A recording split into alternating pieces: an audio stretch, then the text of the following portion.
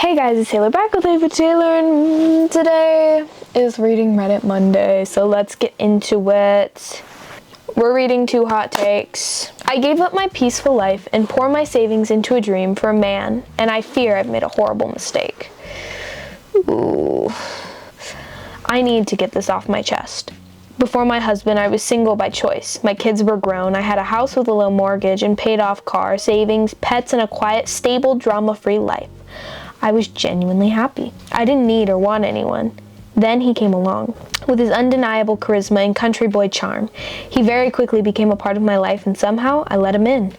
About a month before our wedding, I found out he had been in a relationship with a woman who monetized adult content, explicit photos and videos that he participated in and are still online for the entire world to see. My adult daughters and their friends have seen it, and unfortunately, so have I. Okay, dump him. Get rid of him. Go.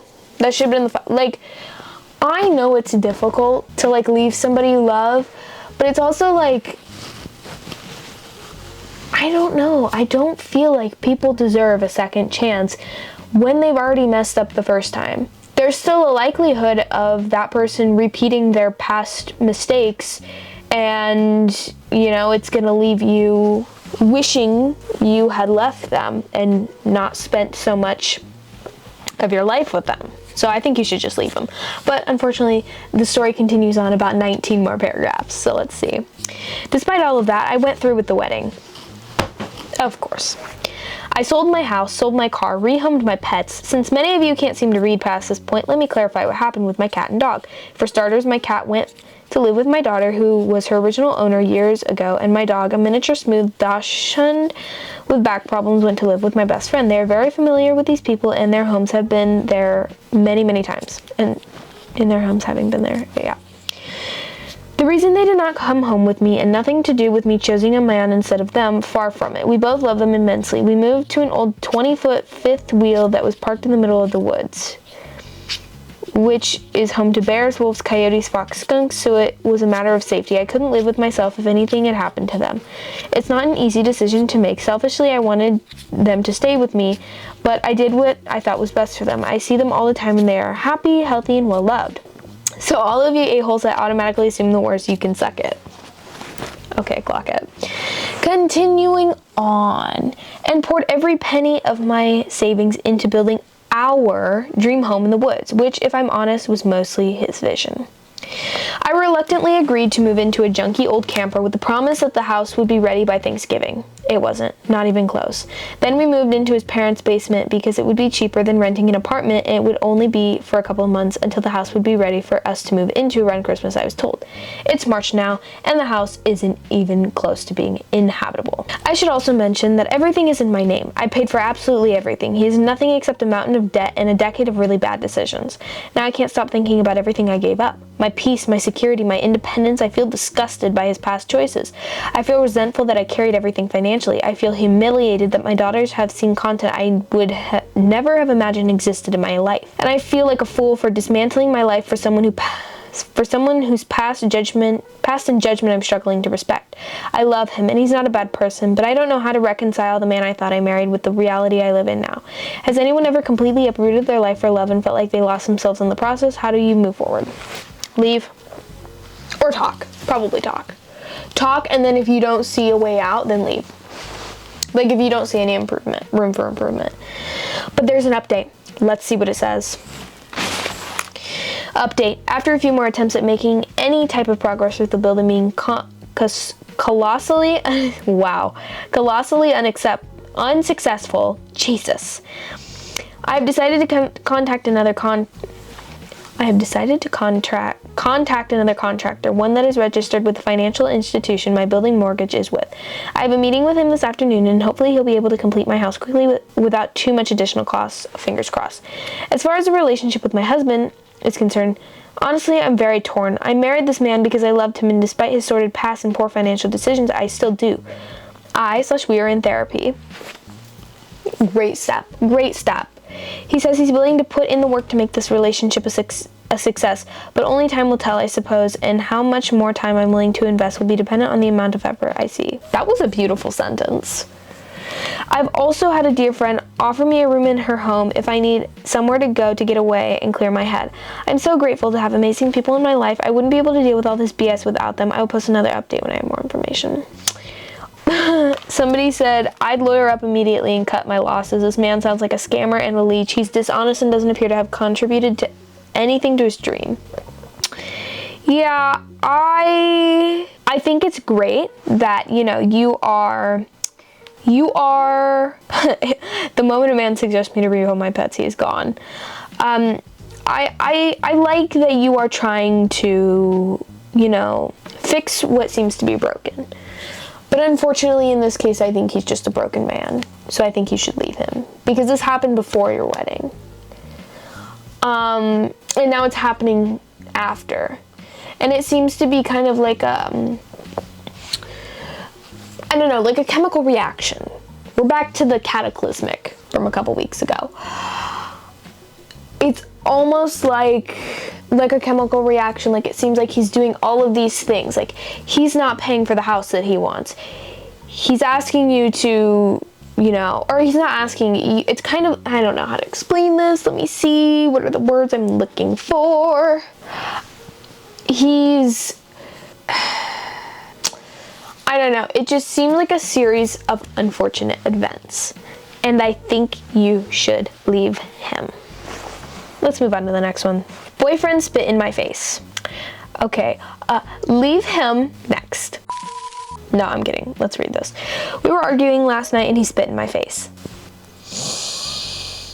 Man, if somebody spit in my face, they'd be getting a 1-2. Okay, I don't know how to fight, but I'd learn real quick. I have it on recording. You can't see it, but you can hear it. I'm so done with this relationship. The arguing, financial, verbal, and physical obtuse. Okay, yeah, get him out. I want him out of my life. I tell him to leave. He won't. He says I owe him. He threatens to take our kid. He says he will tell the cops I pushed him and put me in jail. I'm so exhausted. I want him out of my life. Why do I feel so guilty? And a part of me doesn't want to put him in jail, but the other part says that this is my way out finally. 6 years I put up with this. I have evidence of the obtuse going back 2 years. I'm so conflicted. Edit, I'm posting a picture of what he's texting me now in the comments. Update, he's in jail. Why do I feel so guilty? There's no picture in the comments. Oh, wait, here we go. Oh my god. Okay. Here's the picture, y'all. I don't do shit. I don't call you names. I don't hit you. I don't do shit, but ignore your bullshit because I'm tired. I'm exhausted of all this shit. Okay. If she had $1,000 for every time she said shit, she'd have $4,000 so far. You spit in my face last night and had our daughter calling me a dumbass cracker and a bitch, telling her it's okay to do that. You should be apologizing to me, not the other way around. I'm disabled and you're obtusing me instead of supporting and help me. Yeah, okay. That's enough of that. Just by the title, I think you shouldn't feel guilty. I know there's this unfortunate part of people that no matter how much somebody hurts you, it's like there's some level of guilt to it. Because unlike the people who, like the manipulators or the narcissists, they don't feel guilty. They don't care about anything but themselves, and they don't think before they do anything, and they don't care about how their actions affect other people. And like others who are, you know, coexisting with a manipulator or a narcissist. Oh my god, I thought I saw, that's just hair. I thought I felt something crawl on my leg. It is, what was I saying? I was like trying to say something serious, but I forgot what I was saying.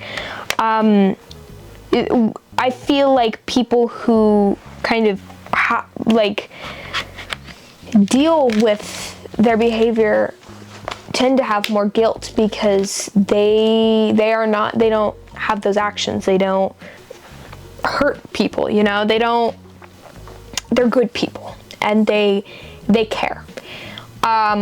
Maybe I'm just speaking from experience, but I feel like, at least for me, anytime like a friend said something rude to me, it took me a long time to realize that, whoa, what did I just that was weird.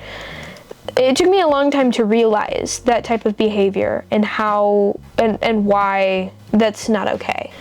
And I always felt guilty, and it took me a lot of time to realize that I shouldn't feel guilty because they don't feel guilty about their actions. So if you're dealing with something like that, don't feel guilty. Flip it around, and you should be the bad bitch. And remember, wait, I didn't do any of that. They should actually be feeling bad about themselves. Empower yourself. I don't know. Okay, this one's the longest one, so buckle in. Whoa, I feel like my eyes are like, anyways, let's go. Let's get into this. I, female 27, found out my boyfriend, male 30, was living a double life, and I feel completely broken. Girl. Oh my god. Alright, let's see. This one's like 5 million pages long. I don't even know where to start, but I need to get this out somewhere because I feel like I'm losing my mind. You know what I'm just noticing? This is like online public journaling. Because I feel like when it starts like that, I need to get something off my chest. I feel like that's like something you would say to somebody personally, something personal to somebody. Or like write down, like in a journal. I just had that epiphany. I, female 27, was in a relationship with my Swedish boyfriend, Daniel, male 30, for almost 2 years. We lived together in Sweden and we were building a life together. Oh my god, I feel like things are crawling on me. He had recently bought an apartment and we were furnishing it together. Just a few weeks ago, he told me that he had gone back to look at engagement rings and that we would likely be engaged soon. I genuinely believed he was my person. I trusted him completely. I never imagined I would have to question anything like this. A few weeks ago, I started feeling like something was off. There were small inconsistencies, weird behavior, like him waking up at 4 a.m. to be in his computer. Things that didn't fully add up. Every time I asked him about it, he reassured me that nothing was going on. Sus. Red flag. Leave. Eventually, I confronted him because I suspected he was cheating. I had found a ticket receipt of him sending a $400 USD bouquet of flowers to a woman in Iraq for Valentine's Day. Girl. Like, I know we need, like, more evidence, but, like, at the first sight of things, I'm like, leave. He's on his computer at 4 a.m. and saying nothing's going on. That's sus. Leave. Spare yourself the heartbreak. At first, he completely denied it and said she was just a friend that he had met online a couple years ago, and her pet had died, so he wanted to send her something nice. Really? Just a friend? Couldn't think of anything more creative than that? Like, that is literally the one phrase that's like, okay, that's like completely the opposite. It was only when I showed him actual messages of him calling her love and the receipt that he admitted to what he called emotional cheating. I also found some messages of her to him where he had her saved under the contact name Lena Team Leader, so I thought it was his boss messaging him. He made a show of blocking her in front of me, but the next day I found out he had already unblocked her and even started sharing his location with her. Leave, girl. After that, I decided to leave him and stay at a friend's house. He spent days messaging me, begging for another chance. He said he regretted everything, but he wanted to fix things, go to therapy, and fight for a relationship. He kept asking me if we could meet in person and talk things through. But something didn't sit right with me. Every time I brought up him sharing a location with her or trying to get information on how they met, he just avoided answering. Every time I confronted him, he kept lying to my face. Even during a phone call, he repeatedly denied having her on Instagram until eventually admitting he still did. He told me he was going to block her right away so that he was going to focus on becoming the confident man I needed, and that he knew that truth is sexy, so he promised to only be honest from now on. Right after that, he blocked me from Instagram. I'm so confused. Then I found out through a friend that he had put her name in his bio. At that point, I completely broke down. I contacted her as I had gotten the contact from the messages, and that's when everything got even worse. Turns out he had been telling her that he was in an obtrusive, toxic relationship with me, that I had hated him and was forcing him to stay. He even told her things like I would take his phone at night so he couldn't call her, which is completely untrue. He literally asked me to cuddle and sleep as close together as he wanted to hug all night. Okay. She told me he had been saying he planned to come to Iraq soon to meet in person, but he was going to sign a contract protecting his apartment and then he would kick me out. He also told her he was going to marry her and convert to Islam. Also, apparently he had been talking to her as soon as he left the apartment for work every day, doing video calls while I was working or doing something else around the apartment. He had essentially been living two different realities. The contrast between the future he was promising me and the reality he was actually living is what's hardest to process. Realizing this made me see that this wasn't just cheating. He was planning on an exit while protecting himself legally. After everything blew up, she told me not to worry and she would make sure he paid me what he owed me for the furniture I bought, and that he would come pick up the keys I still had to the apartment. He paid me right away. The woman he was cheating on with also told me that she planned to stay with him on this what? The woman he was cheating on me with also told me that she planned to stay with him on this online relationship as he had a panic attack when he thought she was going to leave him. Manipulators, narcissists, leave him, sis. I feel like the other girl should leave him because there's no way. He's having panic attacks from thinking she's gonna leave him. Okay. He returned my belongings to a friend the next day. I showed up with his own friend and acted completely detached. Showed up with his own friend and acted completely detached. He didn't ask once how I was, even though the day before he had texted me the same friend, thanking her for taking care of me in this difficult time. When my friend told him I wasn't eating, was crying nonstop and even throwing up from stress, as I was only in Sweden because of him having no close relatives for support, he just nodded and laughed. At one point, my friend asked him if he was going to live with the other girl, and he just said, "We'll see. I don't think so."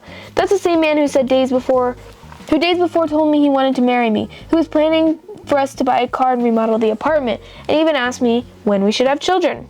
I feel physically sick. I keep replaying everything in my head. I don't understand how someone can act like this, then just disappear. Part of me keeps thinking he loved her more. He even had her saved under names like Wifey and Kitten, while I was just a heart next to my name. I thought it was under the boss's name. I know I need to move on, but I feel completely shattered and honestly a bit traumatized. How do you even begin to process something like this? I think, wow, this is a difficult situation. Come here. I think you need to accept the fact that this was a valuable, time-consuming lesson for your life lesson. And you will use this knowledge to compare for future relationships. And when you start noticing some of the same patterns, you know exactly what to do. Leave. And it's going to take some time to get over him because, your world was completely flipped upside down. Sorry. I was thinking of Stranger Things. So it is going to take some time, but I think you need to cross the bridge. You need to realize, again, empower yourself and remind yourself that he should be feeling horrible. Okay? After you go through the 5 stages of grief. But it's going to take some time, but you'll get through it. Alrighty, we're back with the last story. I did have to switch out the memory card. And then it wasn't working. It was reading, it only had 1 minute left when it had like 124 gigabytes left on the card. So I'm not really quite sure what's happening with that malfunctioning card, but we got a new one in. And we've got a new last story. I don't know what I was trying to segue into the, okay. Am I the arsehole for being upset with my sister-in-law for upgrading her trip that we paid for? Nope. I hope you guys enjoyed the Okay, my husband and I paid for a family vacation, around $18,000 total. No hate, but like $18,000, that's like maybe not a car now, maybe a used car. And also, how many people are attending this? That seems like a lot. Also, where did you go, girl?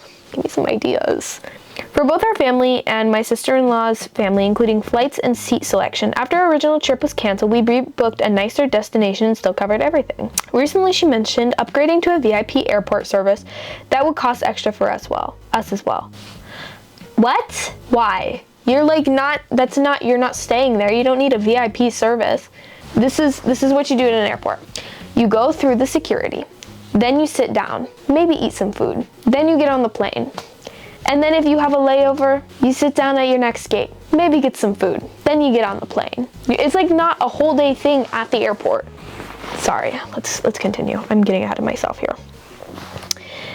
I said we'd think about it since we already spent quite a bit. After a few days later, she went ahead and booked it for just her family.